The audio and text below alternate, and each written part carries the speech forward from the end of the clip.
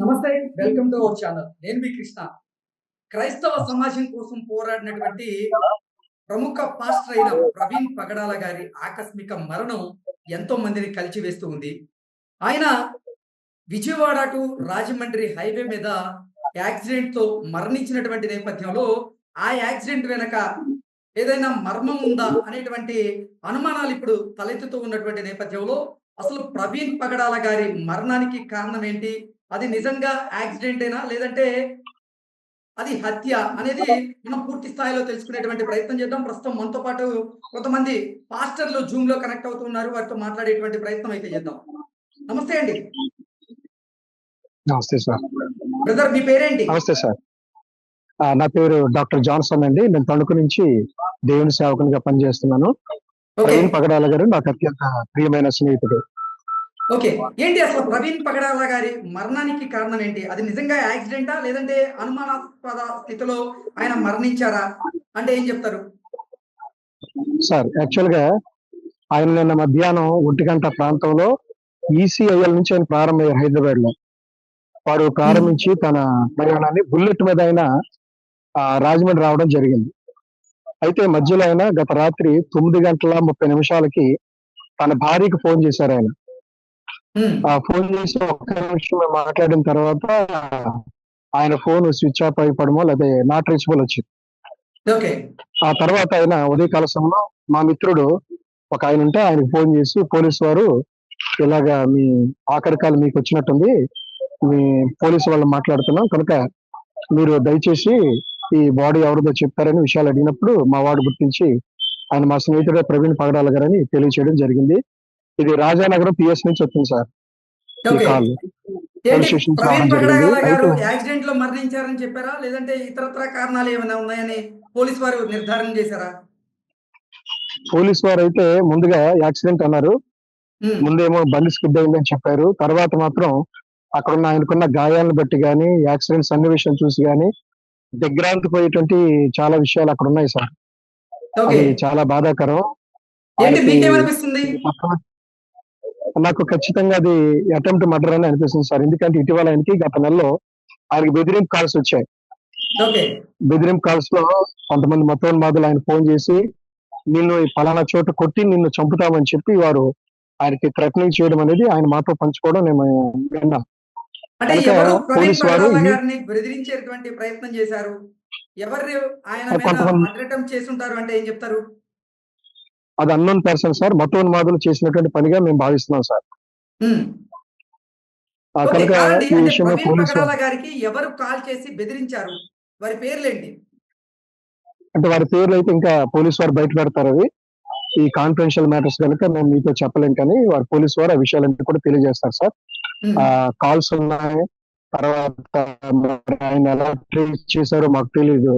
ఇవన్నీ కూడా యాక్సిడెంటల్ అంటున్నారు కానీ, మాకైతే ఆయనకైన గాయాలను బట్టి ఖచ్చితంగా అది మర్డర్ అని అనుమానం కలుగుతుంది సార్. ఓకే. ఎక్కడెక్కడ గాయాలున్నాయి ప్రవీణ్ పగడాల గారి డెడ్ బాడీ మీద? ఆయన బాడీలో మిగతా ఎముక ఇటువైపున చెంప, ఈ మూతి వరకు బాగా డ్యామేజ్ అయింది సార్.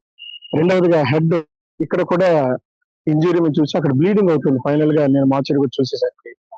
కనుక హ్మ్. ఇది హెల్మెట్ మామూలుగానే పెట్టారు. ఓకే. వాస్తవానికి హెల్మెట్ కూడా స్క్రాచెస్ పడాలి. అలాగే బండి కూడా రక్తం చిందించబడింది. ఇంజిన్ కూడా రక్తం అంటుకుంది.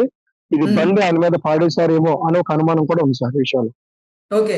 ప్రాథమిక నివేదిక అయితే వచ్చిందా వాస్తవానికి ప్రవీణ్ పోలీసు వారి పగడాల నుంచి? గారు చాలా సౌమ్యుడు. ఎవరైనా ఆయనతో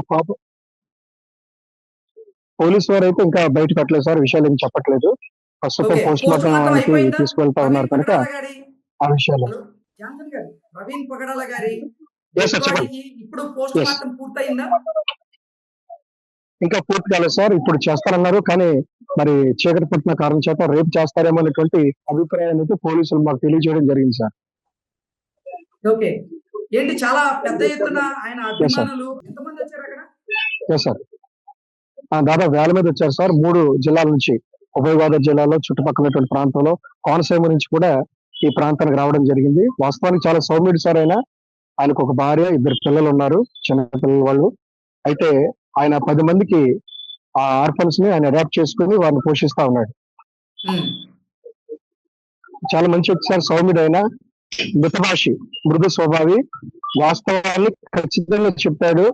మా క్రైస్తవ సమాజంలో ఒక ఆణిముత్యమని చెప్పడం జరుగుతుంది సార్. ఓకే. ఇప్పుడు ప్రస్తుతం మీరు ఎక్కడున్నారు? ప్రస్తుతం నేను మాచర్ల దగ్గర ఉన్నాను సార్, రాజమండ్రి గవర్నమెంట్ హాస్పిటల్ దగ్గర ఉన్నాను. ఓకే. డాక్టర్లు ఏం చెప్తున్నారు? డాక్టర్లు అయితే వారు మేము చక్కని నివేదిక ఇస్తామని చెప్పారు సార్, మాకు వాగ్దానం చేశారు వాళ్ళు. మేము కూడా అలాగ వస్తుందని మేము ఆశిస్తున్నాం సార్. ఓకే. అంటే ప్రాథమిక నివేదిక అయితే ఇంకా రాలేదంటారా? ఇంకా ఇవ్వలేదు సార్, ప్రాథమిక ఏదైతే బయటికి ఇంకా వెల్లడి చేయలేదు. అనుమానాస్పదంగానే ఇది ఉంది సార్ విషయాలన్నీ కూడా. అవును సార్, కనీసం క్లూస్ టీమ్ అయినా వెళ్ళి డాగ్ స్క్వాడ్ ద్వారా గానీ అన్ని విషయాలు కూడా కూలంకషంగా దర్యాప్తు చేస్తే వాస్తవాలు బయటకు వస్తాయి సార్. ఓకే. మిగతా పాస్టర్లు ఆయన ఏమంటున్నారు విజయవాడ మీతో పాటు ఉన్నవారు? నుంచి మాతో పాటు ఉన్న వారందరూ కూడా ఇదే అనుమానాన్ని వ్యక్తపరుస్తున్నారు సార్. మేము ఆల్రెడీ ఒక రిప్రజెంటేషన్ ఎస్పీ గారికి ఇవ్వడం జరిగింది. వారు హ్మ్. ఎస్పీ గారు దీన్ని తీసుకుని చక్కగా దర్యాప్తు చేస్తారని నమ్ముతున్నాం సార్.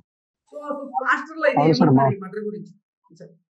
రిపీట్. మాకైతే అనుమానాలు ఉన్నాయి సార్. అనుమానాస్పదంగానే దాన్ని కేసులు దర్యాప్తు చేయమని మేము ప్రభుత్వాన్ని కోరుతున్నాం సార్. ఓకే. మిగతా పాస్టర్లు ఎవరన్నా ఉంటే ఇస్తారా మాట్లాడే వాళ్ళు? ఖచ్చితంగా రైస్ గారు, నాతో పాటు దైవ సేవకులు రైస్ గారు ఉన్నారు, వారు మీకు విషయాలు తెలియజేస్తారు.